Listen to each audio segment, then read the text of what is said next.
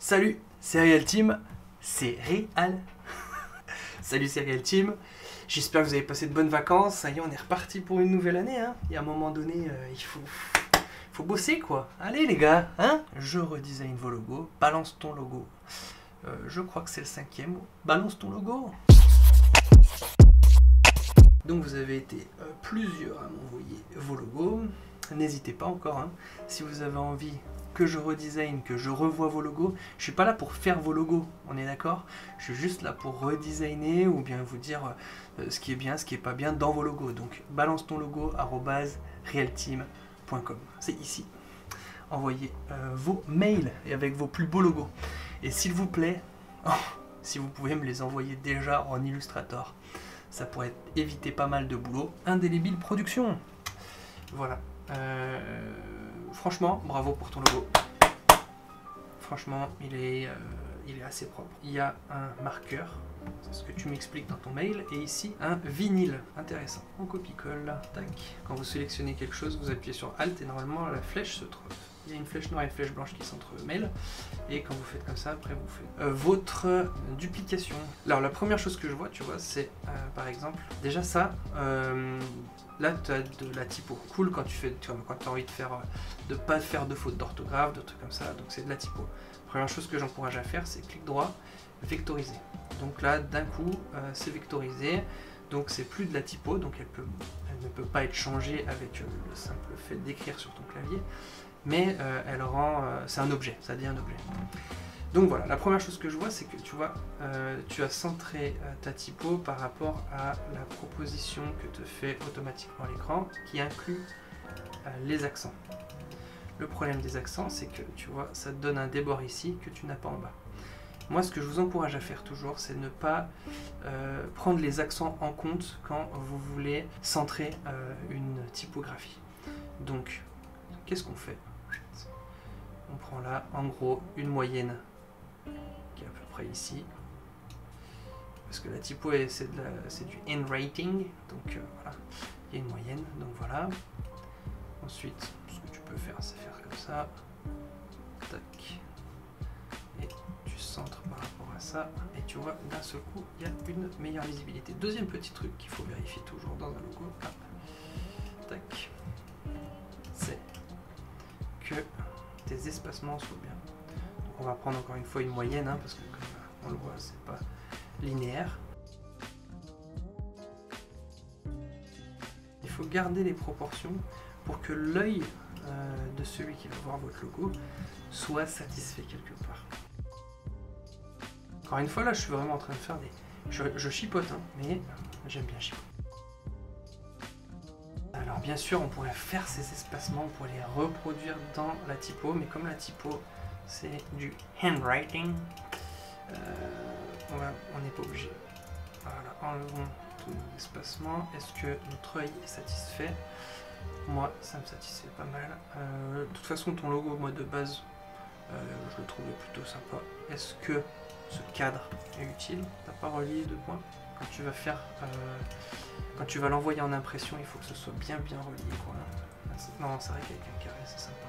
Donc pareil, si vous voulez associer et que ce soit une seule et même pièce, vous cliquez droit, vous sélectionnez, vous cliquez droit, associer. Et vous voyez, contrairement à ici où je peux déplacer juste le carré, bah là on peut déplacer tout. Pareil, quand vous sélectionnez deux objets, vous sélectionnez celui sur lequel on veut se calquer. Et voilà. Voilà, indélébile production. Alors, ici encore une fois, il faudrait faire les petits espacements. Et du coup, un logo, ben, quand vous avez un client, vous lui donnez toutes ces possibilités-là pour l'utilisation. Il faut maximiser le nombre de possibilités pour éviter que le client se retrouve à faire n'importe quoi.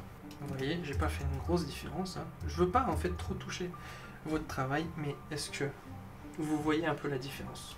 Elle est subtile entre ces deux.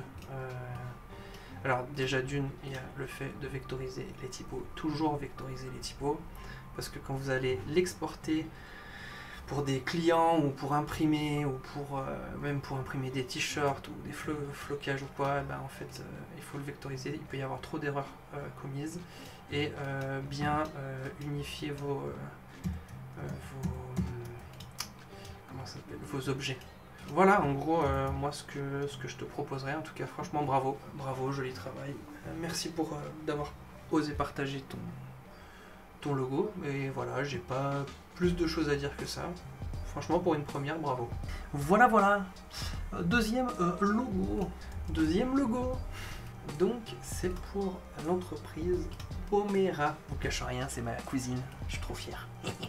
Photo, prise d'image, j'en oublie peut-être beaucoup.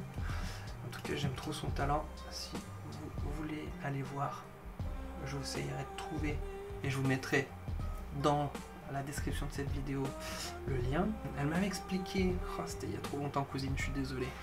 Tu m'avais expliqué pourquoi une pièce de puzzle. Et ce que j'aime dans un logo, c'est quand ça dit pas tout de suite ce que ça veut dire. Quand vous faites une pizzeria, que c'est une pizza, bon, ben voilà, on reste dans les clichés.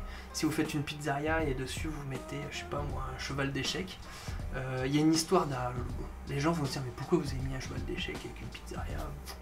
En fait, c'est parce qu'une fois, avec un pote, on a joué aux échecs et on s'est dit, bah viens, on n'a qu'à faire une pizzeria ensemble. Vous voyez un peu, il y a une histoire. Il y a besoin d'emmener les gens dans un rêve.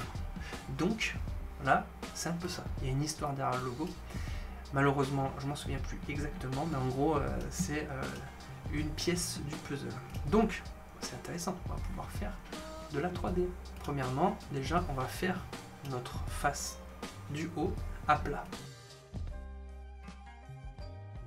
Quand vous avez votre pièce, vous faites majuscule M, vous donnez, voilà, c'est ça que je veux, comme pièce, et ça dégage.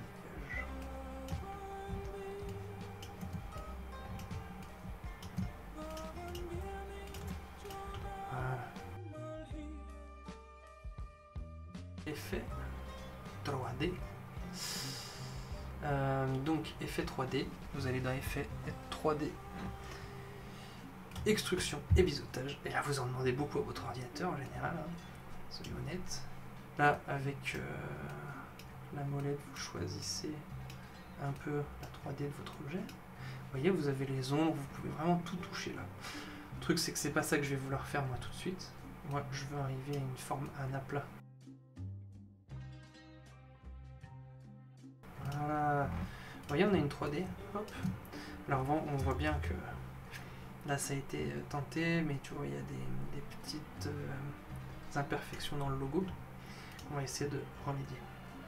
Une fois qu'on a la 3D, pour avoir un aplat, on fait objet, décomposer l'aspect, et on a l'aplat.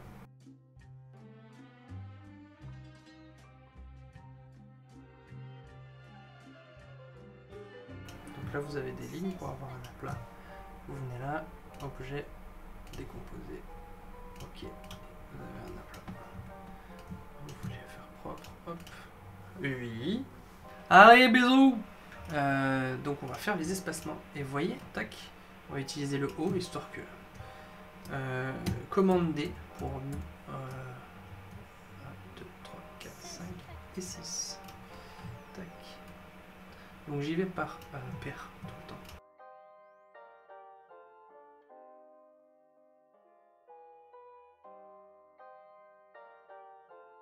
Et voilà, on a un logo super joli. Ça manque un peu d'épaisseur, je crois que c'est pas du tout la même typo. Peut-être qu'on peut lui rajouter un peu d'épaisseur. On va savoir, un petit peu de gras. J'aime bien le gras. Si on centre les deux de manière bête et méchante, hop, il y a un décalage qui se crée. Et on peut utiliser peut-être comme ça. Voilà comment j'utiliserai ce logo et que je le redesignerai.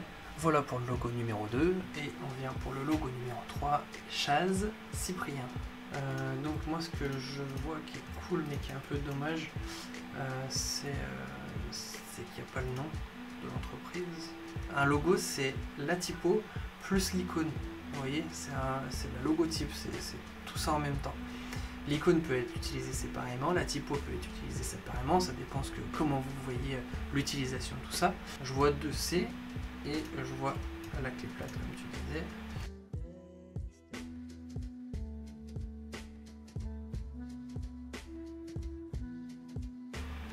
En fait, ce qui me chiffonne la base de base sur le logo, sur ton logo, c'est ces 2C qui sont pas sur la même ligne, tu vois, la même ligne de lecture.